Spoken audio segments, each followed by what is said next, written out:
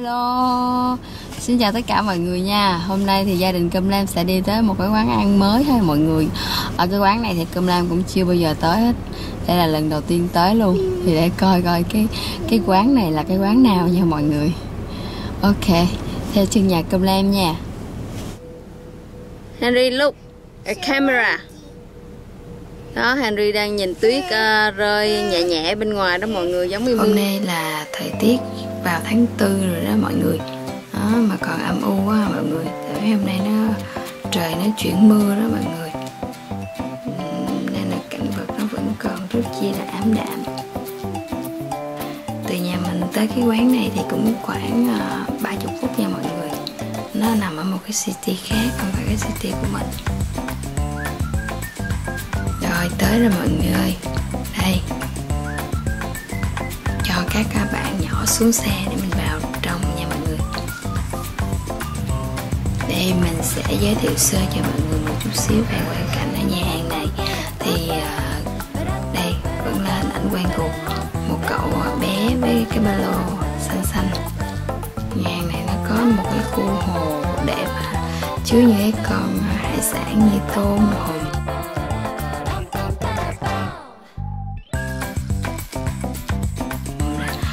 Con này cho con cá gì, cá mặt quỷ nha mọi người.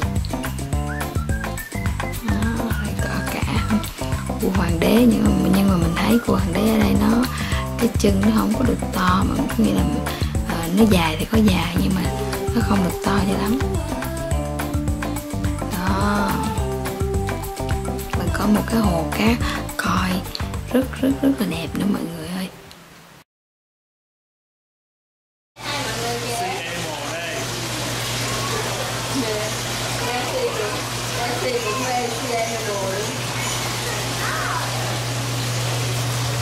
Cái tên của nhà hàng là Mandarin Kitchen nha mọi người. Nó có nhiều chi nhánh lắm, nhưng mà chồng mình dẫn mình tới cái chỗ này thì là tại vì gần cái chỗ của chồng mình làm á. Nó nằm ở Bloomington. Nếu mà bạn nào mà có muốn tìm một cái quán ăn vào cuối tuần á, thì mọi người có thể tham khảo cái nhà hàng này ha. Nó có rất là nhiều món ăn và có cả phòng riêng để cho mình đặt tiệc nữa. Đó, đi một vòng thì bây giờ đồ ăn của mình cũng đã tới rồi. Bây giờ mình sẽ vào bàn và giới thiệu cho mọi người một chút xíu nha.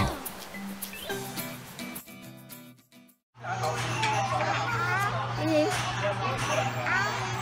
Flippy á hả? Flippy.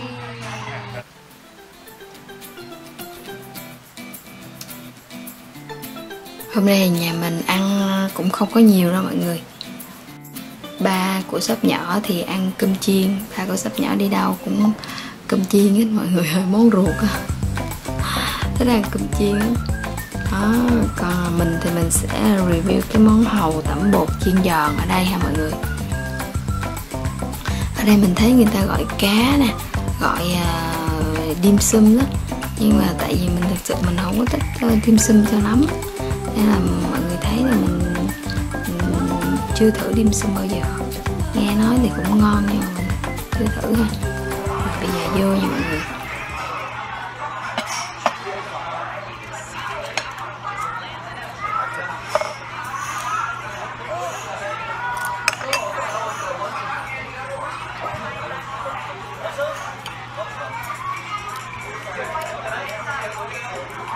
Có lạc á. Nó thấy nhìn mặt nè. Cái này á nướng lên và có mỡ hành, nó mặn mặn có muối không? Có thêm chanh nữa, muối chanh. Nói chung là nó nhạt lắm, nên là ăn chấm với muối mới được.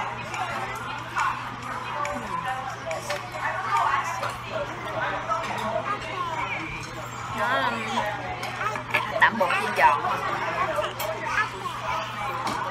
ăn nướng ngon hơn là ăn cái này. Nên Hiếu cũng review đồ ăn hả? Ai đó? Ai trong đó? Ai đó? Nancy hả? Say hi.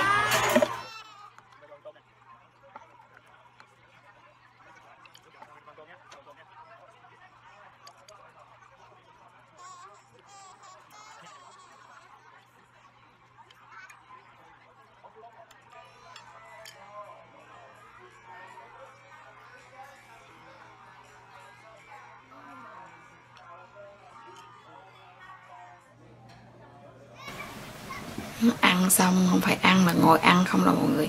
Ăn hai vợ chồng phải thay phiên nhau để giữ hai đứa nhỏ để ăn đó. Chứ tụi nhỏ nó ăn xong rồi nó đâu có chịu ngồi một chỗ đâu.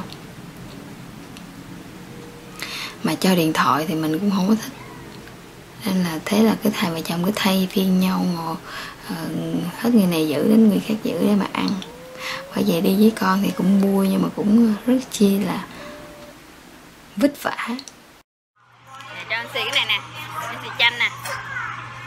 Thử chanh nha mọi người. Vô.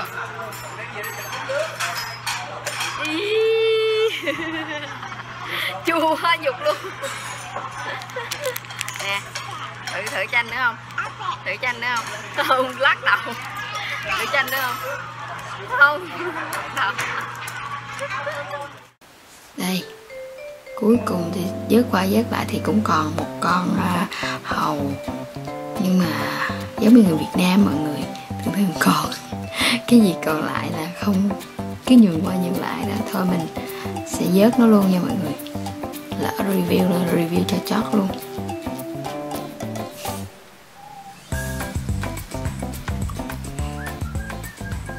Thực sự 5 con mà 20 mấy đồng hả mọi người. Ok. Ăn con cuối cùng nha mọi người. Lobster. Không phải oyster. Con hàu đó.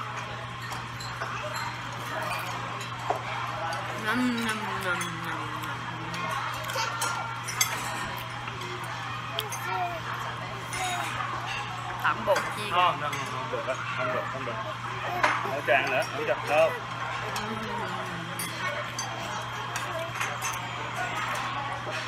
Rồi. Cũng béo. Mình thích ăn nướng thôi.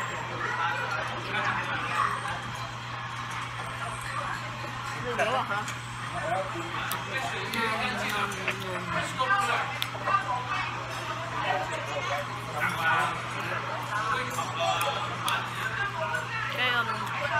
Cái tiệm này là cũng người Hoa luôn nha mọi người. Nancy nó mới phát minh ra một cách ăn mới là chấm bánh ngọt với muối tiêu. Cái này chân muối á. Nhanh. Trời ơi, Nancy bên đây cũng biết review đồ ăn nữa. Vậy là chấm đây sao rồi chấm nhám. Coi đó kìa. À. Nancy cũng biết chọc thèm người khác nữa hả? Ai da. Nham.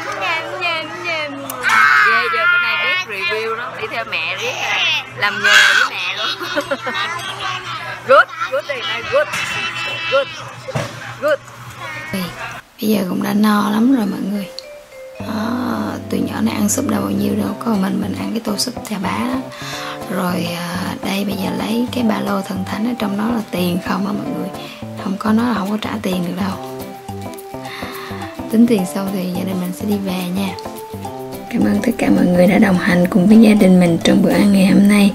Nếu cảm thấy thích video thì hãy cho gia đình mình một like và nhớ đăng ký subscribe ủng hộ kênh của gia đình mình nha cả nhà. Bye bye, hẹn gặp lại.